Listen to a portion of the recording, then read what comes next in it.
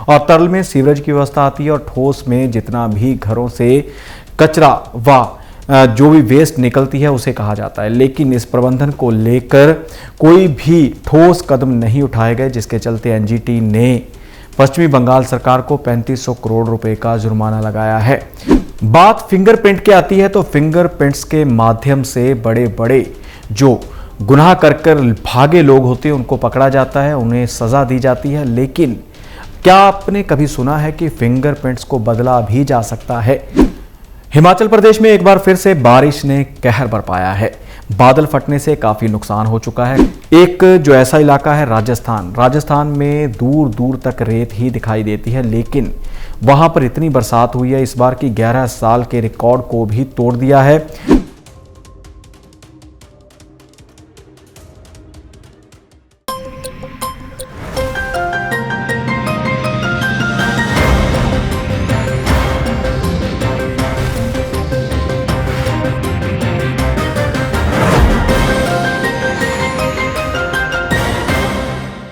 नमस्कार, D5 channel Hindi का खास कार्यक्रम खुलासा न्यूज़ का देख रहे देश विदेश के दर्शकों का मैं धर्मेंद्र संधू स्वागत करता हूं। इस कार्यक्रम में विभिन्न खबरों व मुद्दों के ऊपर चर्चा करते हैं और खबर पश्चिमी बंगाल से है। पश्चिमी बंगाल सरकार को करोड़ों रुपए का जुर्माना किया गया है। जुर्माना किस लिए हुआ यह भी आपको बताएंगे, लेकिन जुर्माने की राशि सुनकर आप भी हैरान रह जाएंगे। 3500 करोड़ रुपए का जुर्माना एनजीटी की ओर से किया गया। एनजीटी यानी नेशनल ग्रीन ट्रिब्यूनल। जो कचरा फेंका जाता है अक्सर सरदर्दी बन जाता है और कचरे की व्यवस्था के लिए बजट भी रखा जाता है, लेकिन फिर भी कचरे का कोई भी समाधान नहीं होता। कचरा दो प्रकार का होता है, एक तरल होता है और दूसरा ठोस, जिसे सॉलिड वेस्ट कहा जाता है। और तरल में सीवरेज की व्यवस्था आती है और ठोस में जितना भी घरों से कचरा व जो भी वेस्ट निकलती है उसे कहा जाता है। लेकिन इस प्रबंधन को लेकर कोई भी ठोस कदम नहीं उठाए गए, जिसके चलते एनजीटी ने पश्चिमी बंगाल सरकार को 3500 करोड़ रुपए का जुर्माना लगाया है। और आपको बता दें कि जो बजट प्रस्तुत किया गया था उस बजट के मुताबिक पश्चिमी बंगाल सरकार ने यानी कि ममता बनर्जी की सरकार ने 12,81,899 करोड़ रुपए का बजट पास किया था कि हम कचरे का समाधान करेंगे, लोगों को राहत मिलेगी, लोगों को स्वास्थ्य समस्याओं से दूर रखा जाएगा। लेकिन ऐसा नहीं हुआ और एनजीटी के चेयरपर्सन हैं AK गोयल, उनकी अगुवाई में जो एक बैच स्थापित किया गया था उसने सुनवाई की और कहा है कि जो स्वास्थ्य संबंधी मुद्दे होते हैं उनको ज़्यादा समय तक टाला नहीं जा सकता, क्योंकि लोगों की सेहत का मामला होता है। और अगर अब भी पश्चिमी बंगाल सरकार ना जागी तो इस जुर्माने में बढ़ोतरी भी की जा सकती है। आपको बता दें कि पश्चिमी बंगाल में ममता बनर्जी की सरकार है और वहीं पर कुछ जो विपक्षी हैं वो भाजपा के ऊपर भी सवाल खड़े कर रहे हैं कि भाजपा की केंद्र में सरकार है, लेकिन पश्चिमी बंगाल में तृणमूल कांग्रेस की सरकार है, इसीलिए वहां पर इतना भारी भरकम जुर्माना लगाया गया है, वहीं पर ही इतनी बड़ी कार्रवाई की गई है। इसके अलावा जितने भी भाजपा सरकार वाले राज्य हैं उनमें ऐसी कार्रवाई नहीं की जाती। और अब देखना होगा कि आने वाले समय में तृणमूल कांग्रेस इसके ऊपर क्या प्रतिक्रिया देती है, ममता बनर्जी जो मुख्यमंत्री हैं उनका क्या बयान आता है और भाजपा अपने ऊपर लग रहे आरोपों के बारे में क्या कहती है।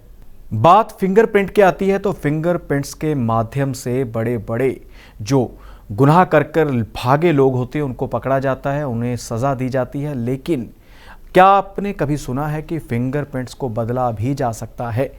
पूरी तरह से फिंगरप्रिंट्स को बदला नहीं जा सकता, लेकिन माहिर कहते हैं, विद्वान कहते हैं कि कुछ समय के लिए, कुछ महीनों के लिए फिंगरप्रिंट्स बदले जा सकते हैं। लेकिन कुछ माहिर ऐसे भी हैं जो कहते हैं कि जन्म से लेकर जब बच्चे का माँ के कोख में विकास होता है तब से लेकर जो एक बार फिंगरप्रिंट्स बन जाते हैं वो मरने तक, मौत तक वही के वही रहते हैं। इसी के चलते आधार कार्ड की सुविधा की गई थी तो आधार कार्ड में भी फिंगरप्रिंट्स लिए जाते हैं। लेकिन एक ऐसे गिरोह का पर्दाफाश हुआ है जो फिंगरप्रिंट्स बदल देता था, एक सर्जरी करता था, सर्जरी के माध्यम से फिंगरप्रिंट्स बदल दिए जाते थे कुछ समय के लिए। और आपको यह भी बता दें कि फिंगरप्रिंट्स बदल कर लोग विदेश का रुख करते हैं, जिन्हें विदेश से वापस भेजा जाता है या फिर विदेश में कुछ ऐसा अपराध करते हैं जिसके चलते उन्हें दोबारा जाने का मौका नहीं मिलता, तो वो लोग फिंगरप्रिंट्स बदलकर, अपना नाम बदलकर कुछ समय के लिए वहां चले जाते हैं और वहां से वापस आते हैं, नहीं आते बाद का सवाल है। लेकिन ऐसे धोखाधड़ी के मामले चल रहे हैं जिसका पर्दाफाश किया गया है और मामला आंध्र प्रदेश के एक इलाके का है जिसका नाम है अन्नोजीगुड़ा। इस इलाके में एक होटल था, उस होटल में एक क्लिनिक बनाया गया था एक रूम में, जिसमें फिंगरप्रिंट्स सर्जरी के माध्यम से बदले जाते थे, जिसके लिए 25,000 रुपये लिए जाते थे। 4 लोगों को गिरफ्तार किया गया है और ये सर्जरी करते थे। और एक राजस्थान का युवक था जिसके ऊपर इन्होंने पहले जो एक्सपेरिमेंट किया था, उस युवक के बाद उस युवक ने कई और लोगों को भी रेफरेंस दिया और उसके मार्फत ही कई लोग इस सेंटर में पहुंचे थे। और अब पुलिस ये पता लगाएगी कि कितने लोगों के फिंगरप्रिंट्स बदले गए हैं। फिंगरप्रिंट्स बदलते हुए ये काम करते थे, ऊपरी परत को हटा देते थे, उसके बाद जो टिश्यूज़ होते हैं उनको भी हटा दिया जाता था और 1 महीने तक, जब तक ये ज़ख्म ठीक होता था, टाँके वगैरह ठीक हो जाते थे, तब तक थोड़ी फिंगरप्रिंट की जो बनावट होती है, जो उनका निशान होता है, उसमें परिवर्तन आ जाता था, जिसके चलते अपराधी अपने कामों से बच निकल सकते थे। ऐसी जो वारदातें थी वो अंजाम देते थे। लेकिन अब इस गिरोह का पर्दाफाश हो चुका है जो इस प्रकार के घिनौने अपराध को पूरी तरह से अंजाम दे रहा था। लोगों के फिंगरप्रिंट्स बदले जाते थे और आपको बता दें कि अक्सर ये भी कहा जाता है कि अगर आपका हाथ जल भी जाए तब भी आपके फिंगरप्रिंट्स वैसे के वैसे ही रहते हैं। लेकिन इस घोर धंधे का अब भंडाफोड़ हो चुका है। अब पुलिस से यह जानकारी जुटाने में लगी हुई है कि कौन से लोगों ने यहाँ आकर अपने फिंगरप्रिंट्स थे जो वो ठीक करवाए थे या फिर उनको बदलवा लिया था। और खासकर गल्फ़ कंट्रीज़ होती हैं, वहाँ पर जाने के लिए फ़िंगरप्रिंट्स बदलाए जाते थे। फ़िंगरप्रिंट्स बदलवा कर लोग जाते थे, वहाँ जाकर स्थापित होते थे, उसके बाद जो होता है वो देखा जाता है। लेकिन 1 साल तक जो पैटर्न है वो वही का वही रहता था और थोड़ी देर बाद बदल जाता था। जिस प्रकार से आपको पहले भी बताया कि जब तक जो घाव होता है वो भरता है तो उसके बाद 1 साल तक फिंगरप्रिंट्स में थोड़ा सा बदलाव आ जाता था। अब पुलिस जानकारी जुटाएगी कि ऐसे गिरोह के साथ और कौन कौन से लोग लगे हुए हैं। पंजाब के मोगा के धर्मकोट का मनी धर्मकोट, जिसने बॉलीवुड तक अपने नाम को पहचान दिलाई, अपने शहर को, अपने पंजाब को एक ऐसे मुकाम के ऊपर पहुंचा दिया कि अब हर कोई मनी धर्मकोट को जानता है। मनी धर्मकोट एक रियलिटी शो में हिस्सा लेने के लिए पहुंचा था जिसका नाम था सुपरस्टार सिंगर 2। तो इसमें दूसरे स्थान पर मनी धर्मकोट आया है। अगर आप लोगों ने भी ऐसी ही वीडियोस देखी होंगी या ये शो देखा होगा तो इसमें एक चेक शर्ट व निक्कर पहने लड़का गीत गाता था जिसने सबको अपना कायल कर दिया था। उस लड़के का नाम है मनी धर्मकोट। उसे वापस आने पर जो लोगों का स्नेह मिला है, जैसा उसका स्वागत किया गया, वो कभी नहीं भूल पाएगा। और रियलिटी शो जीतने के बाद उसे 1 लाख रुपए देने की घोषणा की है हल्का विधायक, जो वहाँ के विधायक हैं उन्होंने, दविंदरजीत सिंह लाडी ने, और इनका भव्य स्वागत भी किया गया।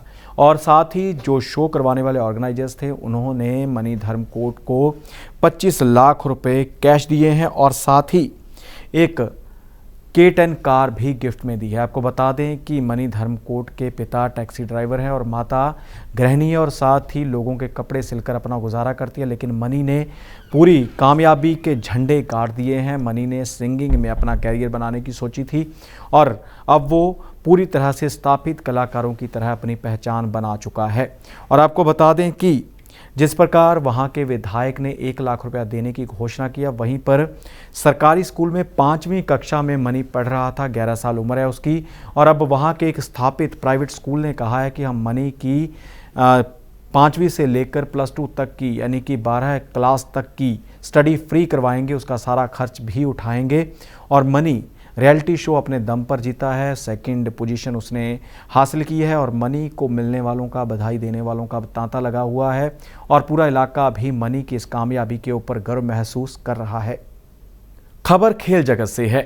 टेनिस में अपना नाम बनाने वाली सेरेना विलियम्स और उनकी बहन वीनस विलियम्स, उनकी जोड़ी अब टूट चुकी है। जोड़ी इस प्रकार टूटी है कि सेरेना विलियम्स ने अलविदा कह दिया है टेनिस को। उन्होंने कल अपना अंतिम मैच खेला। US ओपन के 3रे सत्र में वह हार गई और उसके बाद उन्होंने अपना संन्यास ले लिया और आपको बता दें कि अब तक 23 ग्रैंड स्लैम वह जीत चुकी थी और अपनी बड़ी बहन वीनस विलियम्स के साथ मिलकर उन्होंने 17 डबल्स के खिताब भी जीते थे। और आपको बता दें कि वह ओलंपिक्स में भी 4 बार गोल्ड मेडल हासिल कर चुकी हैं और 14 साल की उम्र में उन्होंने पहला मैच खेला था और उनमें उनको अच्छी कामयाबी मिली थी, लेकिन 17 साल की उम्र में उन्होंने प्रोफेशनली तौर पर खेलना शुरू कर दिया। 17 साल की उम्र में ही उन्होंने 1999 में यूएस ओपन में पहला ग्रैंड स्लैम हासिल कर लिया था और एक साल में 4 ग्रैंड स्लैम जीतने का रिकॉर्ड भी सेरेना विलियम्स के नाम पर है। सेरेना विलियम्स काफ़ी भावुक हुई और उन्होंने कहा कि मैं इस खेल को अलविदा कह रही हूँ और अब वह भविष्य में क्या करती हैं आने वाले समय बताएगा। लेकिन जो उनके प्रशंसक हैं, जो उनके फैंस हैं, उनका कहना है कि सेरेना विलियम्स जागरूक करें, खिलाड़ियों को ट्रेन करें, कोचिंग दें ताकि और खिलाड़ी भी इस मुकाम तक पहुंच सकें।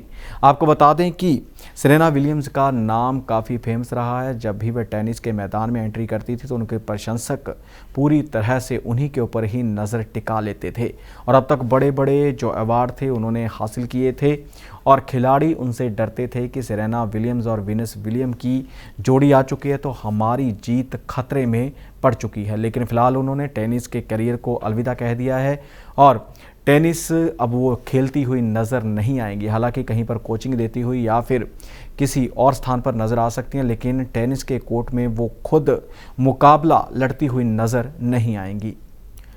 हिमाचल प्रदेश में एक बार फिर से बारिश ने कहर बरपाया है। बादल फटने से काफ़ी नुकसान हो चुका है। खनियारा स्थान पर धर्मशाला के पास पड़ता है खनियारा, वहाँ पर बादल फटने से लोगों के घरों में मलबा घुस चुका है और मलबा निकालने का काम भी लगातार जारी है। लेकिन इसी के चलते एक और एडवाइजरी हिमाचल प्रदेश प्रशासन की ओर से, सरकार की ओर से जारी कर दी गई है कि बाढ़ का खतरा एक बार फिर से बना हुआ है। कोई भी जो है हिमाचल वासी है वो नदी नालों के पास ना जाए ताकि बाढ़ के खतरे से बचा जा सके। और साथ ही आपको नुकसान की बात बता दें तो अब तक 2000 करोड़ का नुकसान सरकारी व निजी संपत्ति का हो चुका है। और जब से बारिश मानसून का सीज़न शुरू हुआ है 29 जून से लेकर 2 सितंबर तक भारी भरकम नुकसान हुआ है। रास्ते बंद हो चुके हैं, ट्रांसफार्मर अपना काम करना बंद कर चुके हैं, पानी की सेवाएं भी प्रभावित हुई हैं और हिमाचल प्रदेश को पंजाब से जोड़ने वाला चक्की पुल भी बह चुका है जिसके ऊपर नैरो गेज ट्रेन चला करती थी जो पठानकोट से जोगिंदर नगर तक जाती थी, वो भी बंद पड़ी है। इसके अलावा सड़की मार्ग भी अवरुद्ध हो चुके हैं और इसके अलावा अब तक जो नुकसान है वो इतना हुआ है कि उसमें 300 से अधिक लोगों की जान जा चुकी है। 8 लोग काफ़ी समय से लापता हैं जिनके अभी तक शव भी बरामद नहीं किए जा सके और इसके अलावा 1775 गौशालाएं हैं उनको नुकसान पहुंचा है। 75 घाट व दुकानें क्षतिग्रस्त हुई हैं और इसके अलावा 169 मकान पूरी तरह से तबाह हो चुके हैं और जो 844 आंशिक रूप से जो घर हैं उनको नुकसान पहुंचा है। और वहीं एक और हिमाचल प्रदेश में काफ़ी नुकसान हुआ है, अभी भी नुकसान का खतरा बना हुआ है और इसी के चलते एक जो ऐसा इलाका है राजस्थान में दूर दूर तक रेत ही दिखाई देती है, लेकिन वहाँ पर इतनी बरसात हुई है इस बार की 11 साल के रिकॉर्ड को भी तोड़ दिया है। अब भी वहाँ पर बारिश का माहौल बना हुआ है और सबसे ज़्यादा जैसलमेर यानी कि गोल्डन सिटी में बारिश दर्ज की गई है और जो इलाके पूरी तरह से सुनसान हुआ करते थे, बियाबान हुआ करते थे, वहाँ पर भी हरियाली देखने को मिल रही है। जो पशु चराने वाले लोग हैं उनके चेहरे चमक उठे हैं और ख़ासकर जो लोग खेती करते हैं, खेती के सेक्टर से जुड़े हैं राजस्थान में, वो करते हैं मोट की, बाजरा, इसके अलावा ज्वार, मूंगफली की खेती की जाती है, उनकी भी इस बार बम्पर पैदावार होने की संभावना है। उनके चेहरे खिले हुए हैं। वो कहते हैं कि इस बार अगर मौसम इसी प्रकार रहा, हरियाली इसी प्रकार रही तो हमारी जो फसल है वो बम्पर होगी और हमें फ़ायदा होगा। 2 अलग अलग राज्य राजस्थान में लोगों के चेहरे खिल उठे हैं और हिमाचल प्रदेश में लोगों के चेहरों के ऊपर शिकन देखी जा सकती है क्योंकि काफ़ी नुकसान हो चुका है। खबर पक्षियों के साथ जुड़ी हुई है। पक्षी जो काफ़ी लुप्त हो रहे हैं, जिनकी प्रजातियां लुप्त हो रहे हैं, उन्हें बचाने का प्रयास किए जा रहे हैं। इसी के चलते गिद्ध हुआ करते थे। गिद्ध मुर्दा पशुओं को खाया करते थे। इसके अलावा जितने भी बियाबान इलाके होते थे उनमें गिद्ध देखे जाते थे, लेकिन गिद्ध लापता हो गए थे। अब कहीं भी गिद्ध दिखाई नहीं देते। लेकिन इसी के चलते पठानकोट का एक चंडोला इलाका है, चंडोला वल्चर रेस्टोरेंट, उसमें इनका पालन पोषण किया जा रहा है, इन्हें पाला जा रहा है ताकि इस प्रजाति को बचाया जा सके। धार कलां क्षेत्र पड़ता है पठानकोट के पास। वहाँ का चंडोला खड्ड अब वल्चर रेस्टोरेंट के रूप में प्रसिद्ध हो चुका है, जिसमें गिद्धों की संख्या बढ़ने लगी है।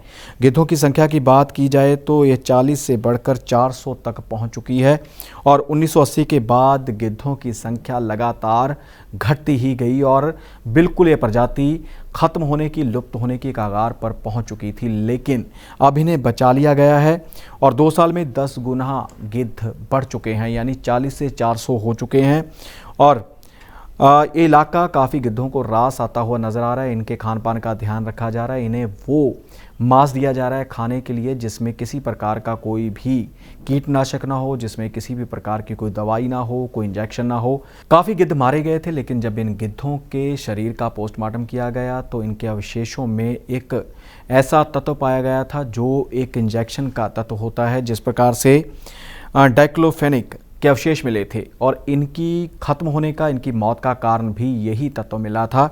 और आपको बता दें कि ये दवा है, डाइक्लोफेनिक एक दवा है जो पशुओं को दी जाती है, इंजेक्शन लगाया जाता है। लेकिन कारण यह था कि गिद्ध मुर्दा पशुओं का मांस खाते हैं, तो इस मांस को खाने के बाद इनमें भी वो चला गया था, जिसके चलते गिद्धों की मौत होनी शुरू हो गई थी। लेकिन अब इस बात का ध्यान रखा जा रहा है कि जो लोग अपने पशुओं को इंजेक्शन नहीं लगाते, जो लोग पशुओं को पूरी तरह से अपने परिवार की तरह रखते हैं, उन्हीं के ही जो मृत पशु होते हैं उनका मांस ही इन गिद्धों को खिलाया जा रहा है। और गिद्धों के